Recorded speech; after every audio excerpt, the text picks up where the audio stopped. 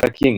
A ojo de buen cubero, para mí eso estaba bien, era equivalente como a los 50 gramos de azúcar, ¿de acuerdo? Para Omar equivalía a un poquito menos, como a 30, y para Pau, que no toma nada, pues estaba exagerado, que equivalía como a 80 gramos, ¿de acuerdo? Entonces es muy de quien la prepara, muy de la percepción de cada quien, y ahorita vamos a ver ejemplos de eso. Pero el punto es que no es lo mismo que sea así como yo calculo que está, y ahorita vamos a ver qué tipo de soluciones son, a que yo haga un cálculo matemático, con una precisión más o menos exacta, pesar un soluto para ponerlo en un solvente, ¿de acuerdo? Son dos soluciones, no valorada y valorada, ¿de acuerdo? Vamos a hablar primero de las no valoradas. Hay 4 tipos de soluciones no valoradas. La primera de ellas es la diluida. Voy a poner esta taza de agua y le voy a poner una cucharada de café soluble, es café, por ejemplo. Y, híjole, qué bueno que no es una clase pública, si no ya me estarían multando por tantos nombres que me estoy dando. Y entonces, esta taza de agua con una cucharada de café soluble, es café, por ejemplo, yo voy a decir, bueno, para mí eso es diluido. Yo tomo café muy concentrado, entonces una cucharada, pues no, para mí está diluido. Pero igual, para Omar puede ser que no sea igual, para Pau no es lo mismo. Bueno, sin embargo, para mí, que estoy preparándola, eso está diluido, ¿no? No es nada de café, ¿de acuerdo? Es una pequeña cantidad de soluto comparada con el solvente, una cucharada en 125 mililitros que mide mi taza, ¿de acuerdo? Yo la voy a hacer ahora concentrada. El segundo tipo de solución no valorada, concentrada. Digo, es una cantidad de soluto relativamente considerable. ¿Cuán considerable? Otra vez, a ojo del buen cubero, comparada con el solvente. Yo voy a preparar mi taza de café, ahora lo voy a concentrar con 3 cucharadas de café y está bien concentradito. Pero otra vez, es a ojo de mi percepción, es como yo creo que es la concentración, ¿de acuerdo? Depende mucho de mí, de mi percepción como quien está preparando. Ahora voy a hacer la saturada. Ese tipo de solución no valorada es la saturada. Y voy a ponerle tanto café, voy a ir poniendo poquito a poquito, de medio en medio cucharada, hasta que llegue el punto en que no puedo disolver más café. Que ya no empieza a ir hacia el fondo una cierta cantidad de café que no se está disolviendo. Cuando llego a ese punto de ir agregando, ya tenía 13, y ahora le pongo 3 y medio, y luego 4, 4 y medio, 5 cucharadas, 5 y medio, 6 cucharadas, 7, 7 y medio, 8 cucharadas. Cuando llego al punto en el que el café ya no se está disolviendo a pesar de la agitación, a pesar del momento en el que esté así la agüita, entonces veo que empieza a formar un precipitado en el fondo, se está depositando café que no estoy disolviendo. Ahí digo, ya está saturado de café, ya no puedo disolver más. El punto de la saturación significa cuando el soluto ha alcanzado su máximo poder de disolución, ¿de acuerdo? A esa temperatura y a cierta presión constante. No he modificado para nada las condiciones del medio, es parte de la agitación. Pero ya no estoy pudiendo disolverlo. En ese punto, mi solución no valorada está saturada, ¿de acuerdo? Ahí sí ya no hay pierde. ¿Cuánto es eso? Pues pudo haber sido a la 8.25 cucharada, a la 8.50, 8.15.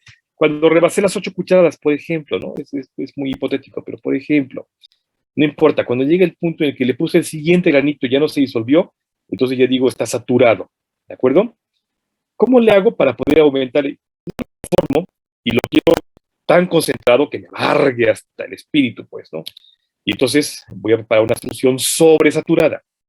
¿Cómo le hago para poder seguir añadiendo café y que se disuelva sin que yo tenga el problema de que se precipite? Ya tengo 8.25 cucharadas, le quiero poner 9, ¿no? Soy muy necio, lo quiero más concentrado, lo quiero 9 cucharadas. Entonces, ahora sí, le añado agitación y le añado calor para que en todo caso la cinética aumente y esa pequeña cantidad de se pueda disolver. Cuando ya hago eso, de implementar medios físicos, particularmente calor, para poder disolver otro poquito más de soluto, yo digo está sobresaturada. Pero en cuanto esa solución vuelva a temperatura normal, entonces se va a precipitar. El café que estaba solubilizado se empieza a hacer insoluble y otra vez vemos cómo se precipita. Entonces, para que se mantenga sobresaturado, necesito mantenerlo caliente, ¿de acuerdo? Necesito con una constante mantener el calor que yo le implementé para que yo pudiera disolver otro poquitito más de soluto. Entonces, estos son los 4 tipos de soluciones, que como ven, y es muy dependiente de quién está preparando. Es decir, depende de la experiencia de quien está preparando, de la percepción de quien está preparando. No sea lo mismo nunca lo que yo percibo como diluido, como concentrado, a lo que perciba Pau como diluido concentrado, porque depende mucho de la experiencia, insisto, ¿no? Es una realidad, yo tomo café de hace muchos años, casi toda la vida he tomado café, y tomo café muy concentrado, me gusta así amargo, ¿no? Que amargue la boca. Ejemplo, yo tomaría el café con 4 cucharadas de Nescafé, por poner un ejemplo, ¿no? Pero Pau no toma mucho café, entonces con una cucharada ya está amargo para ella. Entonces, si me lo da a tomar, yo digo, no, Pau, no, es súper diluido, ¿no? Pero ella me diría, no, para mí está concentrado, ¿de acuerdo? Es muy de la percepción de cada quien. Y si toma mi taza de café, me diría, oye, tomas café sobresaturado, tú no juegues, ¿no? No es que se enfríe, se te va a precipitar tu café, o saturado, si acaso, ¿de acuerdo? Es muy de la percepción de cada quien, pero para mí un café concentrado nada más, para ella es saturado, ¿de acuerdo? Es muy de la percepción de quien prepara, sin cálculos matemáticos, así a ojo de buen cubeo, lo que yo creo que es así. ¿Queda claro? Soluciones no valoradas, chicos. Sí, Ok. queda claro. Ok. Vean, aquí está sulfato de cobre, un grano de color azul, iridiscente, brillante. Es un mineral que lo utilizamos en medicina. Ahora ya casi no, pero hace algunos años era muy recurrido porque es un buen antiséptico, sobre todo cutáneo, de superficies de piel.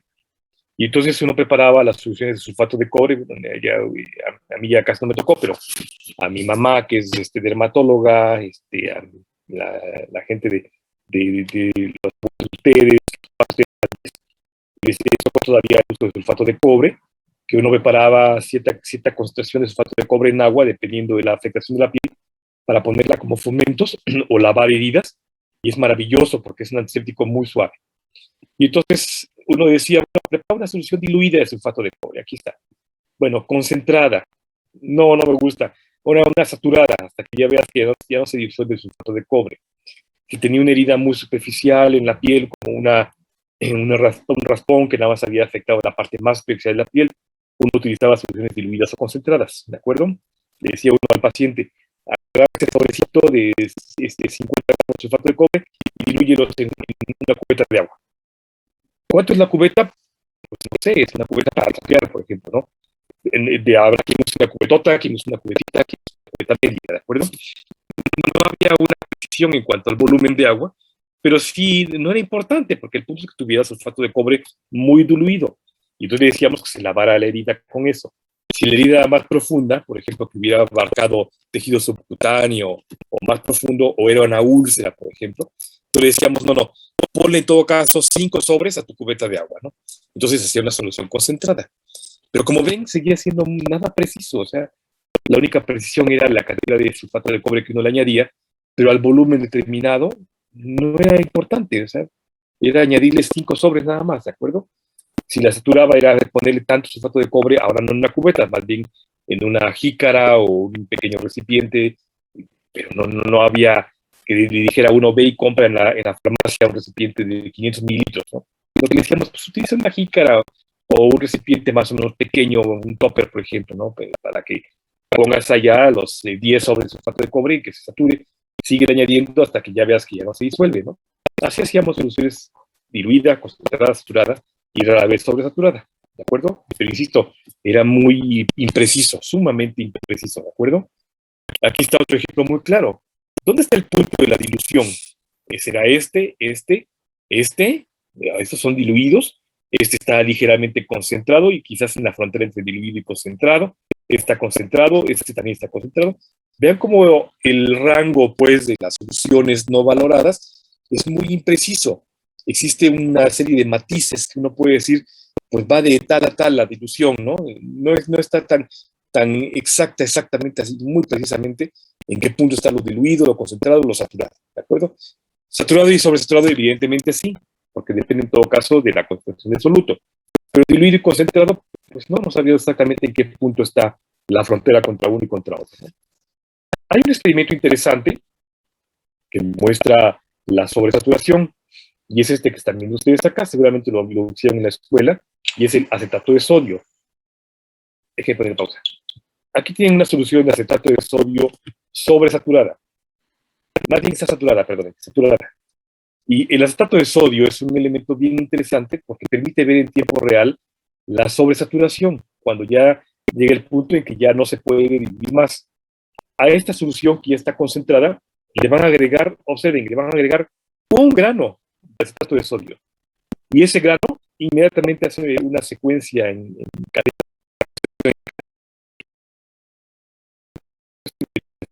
del hielo caliente.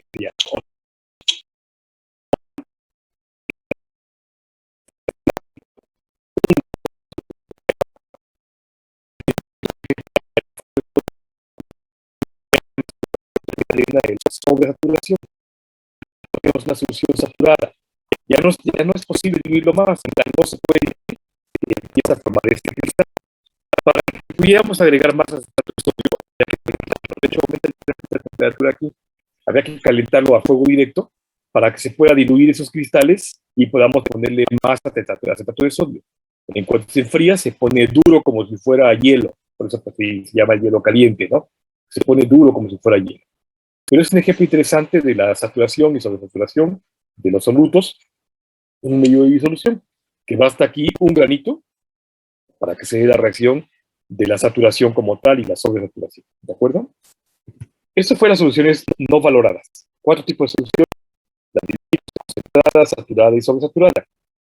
Ahora vamos a ver las valoradas. Las valoradas, recuerden ustedes que son soluciones que podemos entonces calcular con una certeza muy alta de la percepción sobre la presión. Y hay 4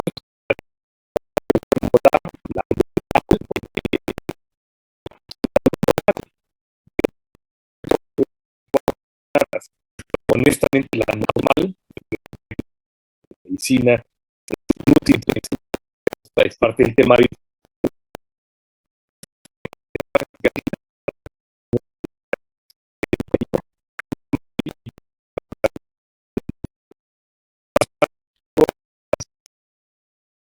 Tengo casi 20 años dedicado a la ciencia, o sea, casi 20 años me he dedicado.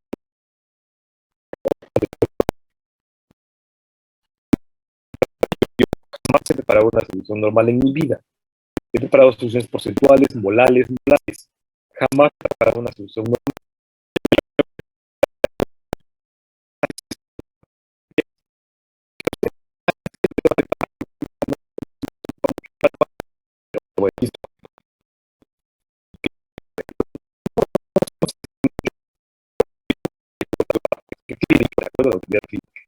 En fin, entonces, la primera tipo de solución es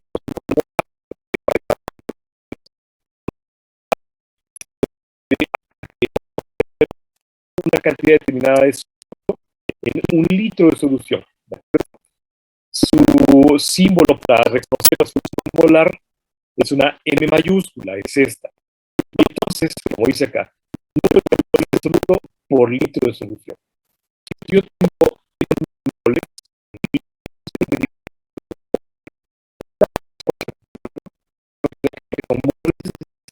de soluto por litro, el absoluto de mol.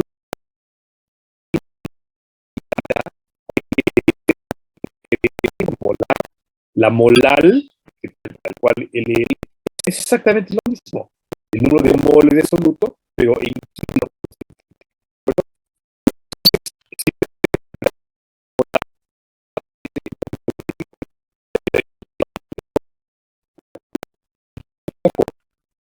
Las molales siempre que sea peso seco.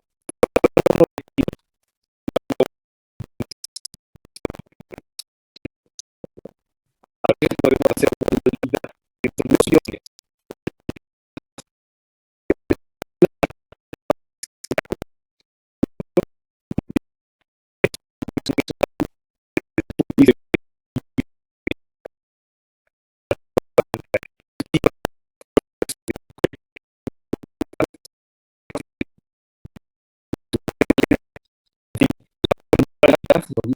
Información que se están diluidas en un solvente, ¿de acuerdo? Pero aún así, la expresamos en moles por litro, molar, moles por kilo si son molal, ¿de Necesito, vamos a ver el ejemplo del plasma. Ahorita no lo vamos a tocar. Y entonces, aquí está.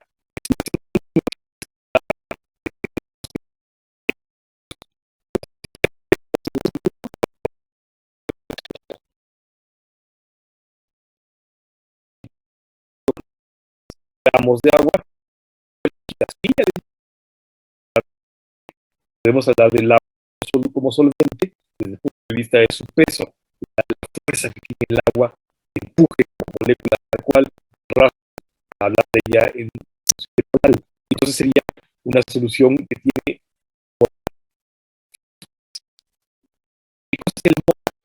ese peso molecular del átomo que vamos a ver. Por ejemplo,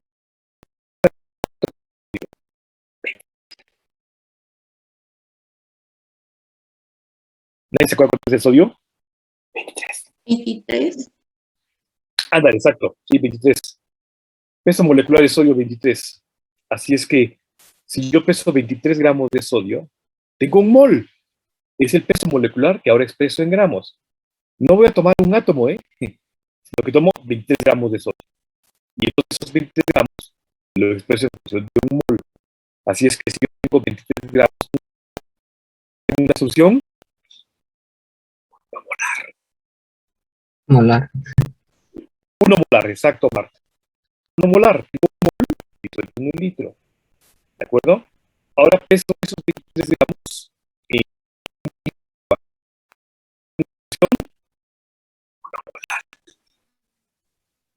Modal. ¿eh? 1 molar. 1 1 molar. molar. Claro, Fer, 1 molar. ¿De acuerdo? ¿Ven cómo es muy fácil?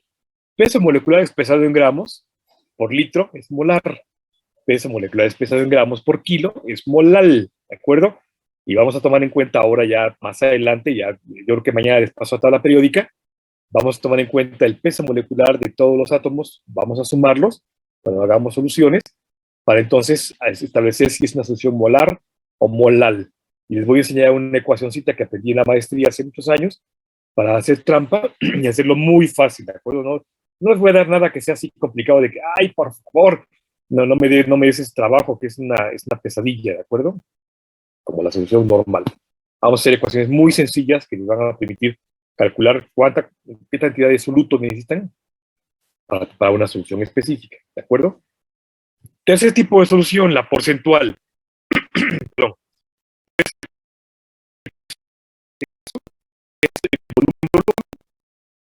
Volumen. Depende si estamos hablando de dos líquidos, si estamos hablando de un peso seco contra peso seco, puede ser una sustancia seca contra una sustancia líquida, en fin, como sea, exactamente lo mismo.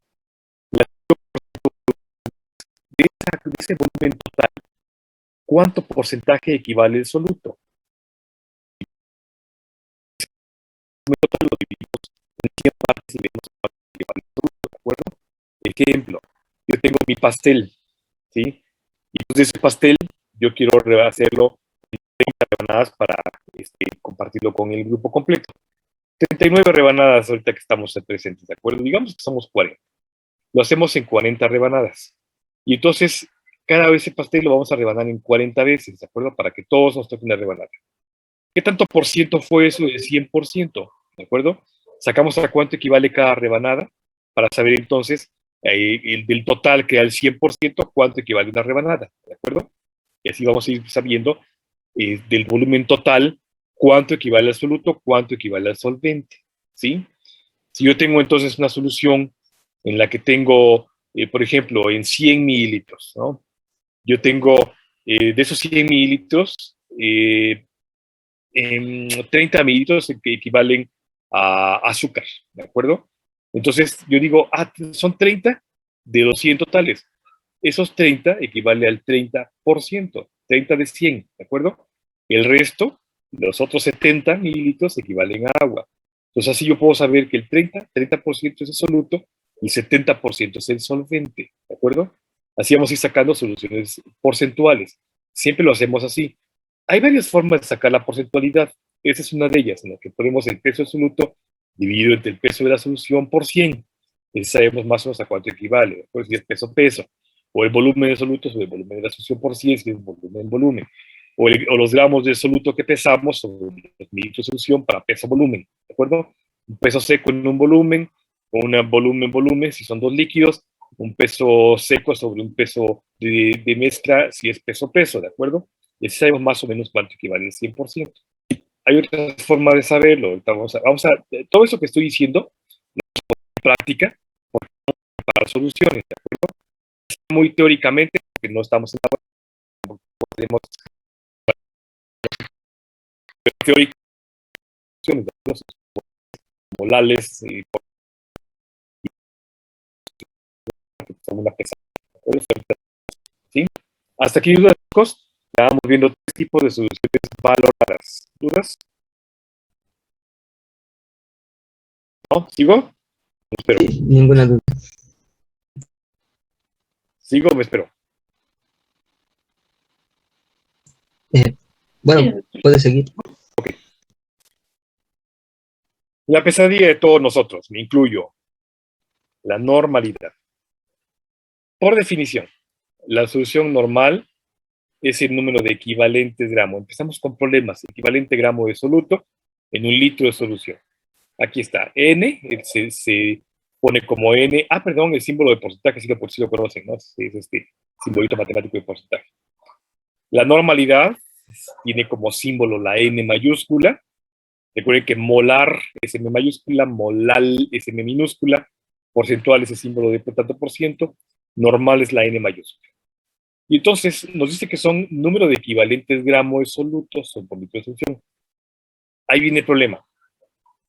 Por definición, los ácidos, más o menos el equivalente de un ácido, es la cantidad en gramo que produce un mol de iones protonados, o sea, de iones de hidrógeno. En cambio, la base son los gramos que produce un mol de álcali o de base como tal, que en este caso está representado por hidroxililo. Ahí empezamos con problemas. Desde aquí, por definición, empezamos con problemas. En general, aquí está. El equivalente de un átomo es la masa atómica dividida entre la valencia. Si son átomos monovalentes, no hay ningún problema. Ejemplo, el sodio es monovalente. Entonces yo divido el peso del sodio entre D1. ¿Cuánto es lo equivalente? Pues el 23, ¿de acuerdo? Pero si tengo átomos bivalentes, tengo que dividir entre 2. No hay problema. O sea, la mitad. El problema viene cuando tenemos átomos polivalentes. Ejemplo, el potasio, el azufre, el mismo carbono, que de pronto depende de con quién se estén asociando, con quién se estén ionizando, se comportan como di, tri, tetra o polivalentes. Ahí está el problema. Porque entonces en la ecuación, aquí en la fórmula química, hay que identificar con quién se están asociando, cómo se están asociando, qué tipo de relación tienen entre sí para ver entonces cómo se comporta la valencia. Si como trivalente, como tetravalente, como pentavalente, en fin. Y ahí es donde se complica un poco la cosa, ¿de acuerdo? Vamos a ver ejemplos de eso para que vean la pesadilla que es, pero no vamos a perder mucho tiempo en ello, ¿de acuerdo? ¿Sigo? Ok. Ahorita vamos a ver ejemplos de las funciones, particularmente la normal, que es una pesadilla, insisto. Ahora, cuando hay chance que lo hagan, si no en casa lo pueden hacer, muy precisar matraces, eso es aforación. El término aforar significa llevar hasta un volumen determinado. Esos matraces tienen un cuellito acá que tiene una marca muy precisa. Hay un margen de error que va de más o menos de 0.1 a 0.3 milímetros de diferencia. O sea, ahí están los 100 mililitros más menos 0.1, ¿de acuerdo? O sea, ahí 100.01 a 99.99. Así está el margen de error. Es muy preciso. Y entonces los utilizamos para preparar soluciones muy quisquillosas y muy precisas, muy exquisitas, ¿de acuerdo? Y entonces lo que hago es que primero pongo el soluto acá. Vierto el soluto en el matraz, luego vierto el volumen a un volumen determinado aquí en la pancita del matraz, nunca hasta arriba, porque lo agarro del cuello y lo aprovecho para agitar como si fuera un cucharón enorme. Esos matraces, no sé si los conocen, son redondos, son una esfera con un cuellito. Lo agarro del cuello, lo agito, me permite hacer la solubilidad del soluto, y una vez que lo tengo solubilizado, entonces lo llevo hasta el cuello del volumen que yo quiero. Si me piden una solución de 100 mililitros, pues agarro un matraz de 100 mililitros, ¿de acuerdo? Y ya tengo entonces la precisión así muy, muy exacta. Primero del soluto. Lo pesé en una balanza muy quisquillosa también. Utilizamos balanzas en laboratorio que se llaman balanzas analíticas. Esas balanzas nos permiten pesar sustancias así de granitos pequeñitos, del orden de nanogramos o picogramos, ¿de acuerdo? Depende de la calidad de la balanza. Pero, o sea, una cosa muy pequeña nos permite pesar con un margen de error también muy pequeño. Yo tengo mi soluto con un peso muy preciso, un margen de error muy pequeño. Ahora lo vierto en mi matraz, lo agito, punto número 2 lo agito, y luego lo llevo hasta el cuello.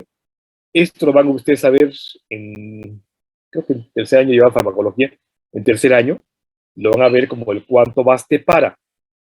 Si toman ahorita como tarea una caja de medicamento de casa y se fijan allá en las instrucciones del medicamento, donde dice la fórmula química, van a ver que dice, por ejemplo, ¿no?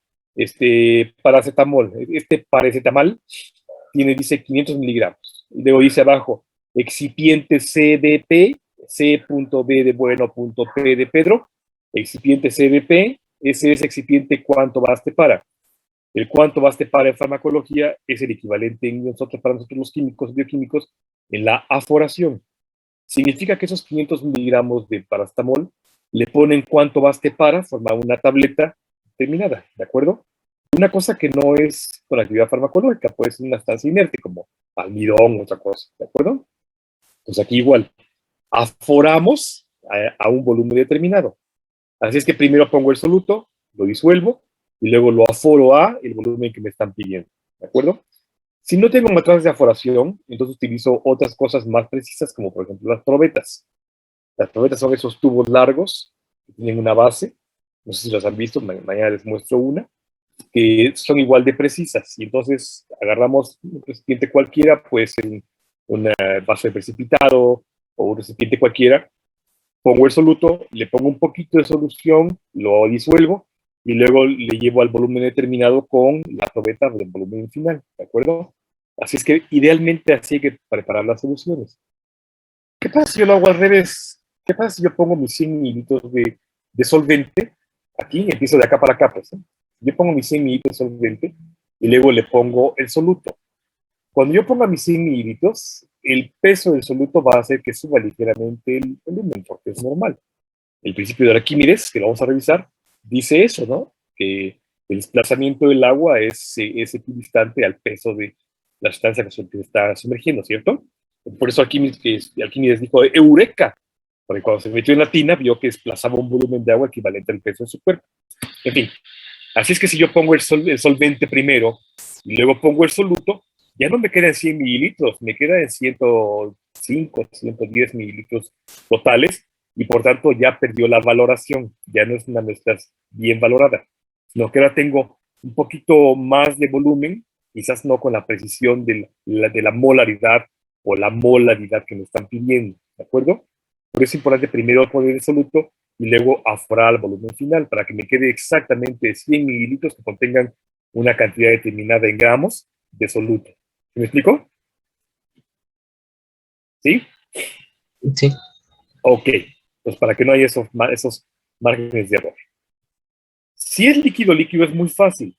Aquí está el volumen total, por ejemplo, de 100 mililitros, y lo que le decía yo, ¿no? Tomo en cuenta el 100%, o sea, el volumen total de 100, y luego simplemente mido, por ejemplo, la ecuación me dice que son 30 mililitros de ácido clorhídrico, ¿de acuerdo? Entonces ya agarro y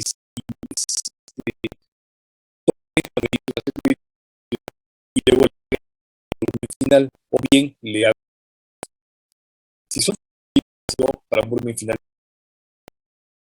entonces 70 será mi solvente, ¿de acuerdo? Para llevar un volumen total de 100 mililitros. Entonces, igual, si es líquido, líquido, podemos hacer esto. Poner primero volumen final, por ejemplo, el solvente, y luego el soluto, y luego finalmente hacer la mezcla, ¿de acuerdo? Para que quede un volumen total. Entonces, este peso volumen es lo que hicimos acá por el atrás. Si es volumen, volumen, podemos hacer esto, pero también podemos hacerlo de lo otro, ¿de acuerdo? O sea, aquí sería un matriz de aforación también. En fin, hay una mezcla muy particular de soluciones en las que vamos a ver los componentes macromoleculares. Mande, Michelle. Doctor, buenas tardes. Tengo una duda. Lo que decía anteriormente, yo había escuchado que, por ejemplo, a un ácido no se le puede dar de beber. En ese caso, ¿tendríamos que poner primero el ácido si es el soluto? ¿O cómo se haría? ¿Un ácido no se puede dar qué? Bueno, había escuchado que a un ácido no se le da de beber. ¿De beber? Algo así que hace reacción. Es decir, que si yo tengo o necesito hacer una preparación con ácido y otra sustancia, primero se coloca la otra sustancia y después el ácido. Algo así. Particularmente si vas a hacer mezclas en las que vas a hacer una asociación entre ácido y base, sí. Cuando veamos ya próximamente, yo creo que la próxima semana, el líquido de ácido básico, vamos a conocer las reacciones entre ácidos fuertes y hay bases fuertes, por ejemplo, que son muy violentas. Entonces, por ejemplo, si tú mezclas aquí en casa, por ejemplo, si tú mezclas bicarbonato de sodio, que es una base, con ácido clorhídrico, que es el ácido muriático, la reacción es muy violenta, libera una gran cantidad de gas y en todo caso de una gran cantidad de calor, porque es una reacción muy violenta que puede lastimar la tubería y hasta explotar, puede hacer una explosión. Así es que sí, si es el caso de los ácidos o las bases, y vas a agregarle el conjugado, hay que hacerlo poquito a poquito, con mucha cautela. La reacción, listo, pues, si es el caso de un ácido y agua, a temperatura y puede venir aún en el caso de ácidos o bases fundamentalmente fuertes, se puede ir agregando de goteo, de poquito a poquito, no va a ser el chorro. Si puede ser muy violento, se nos puede salir de control. Hay que ir agregando poquito a poquito, el chorreo pequeño, o si es muy ácido fuerte como ácido nítrico, ácido sulfúrico, claro, lo hacemos por goteo. Eso lo hacemos cuando, por ejemplo, neutralizamos una solución o lo llevamos a pH específico, ¿no? Por ejemplo, me piden a mí una solución por ejemplo, pero mi solución inicial tiene un pH de 6, así que le voy a ir agregando un ácido para que vaya cambiando el pH hacia acá. Por goteo, le voy agregando un ácido fuerte para que vaya bajando la curva y no me lleve tan rápido y que vaya a ser violento y no solamente me arruina la solución, puede ser que me explote y me queme la cara, las manos o se haga un cochinero ahí espantoso, ¿no? Entonces sí tienes toda la razón, Michelle, hay que hacerlo con mucho cuidado, sobre todo si son ácidos o bases fuertes. Las débiles no hay tanto problema, son muy estables y vamos a ver ya pronto que la interacción es muy...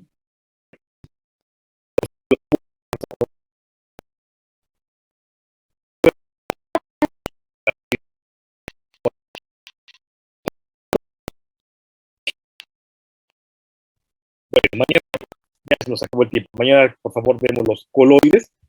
Vamos a ver cristaloides y coloides. Entonces, por favor, revisen para mañana el concepto de coloide, que es lo que vamos a revisar. Déjenme tomarles una foto a todos ustedes, así como están. Sonrían. Gracias. Entonces, mañana, por favor, terminamos de ver coloides y cristaloides y empezaremos a preparar soluciones, ¿de acuerdo? Mañana platicamos de la molaridad,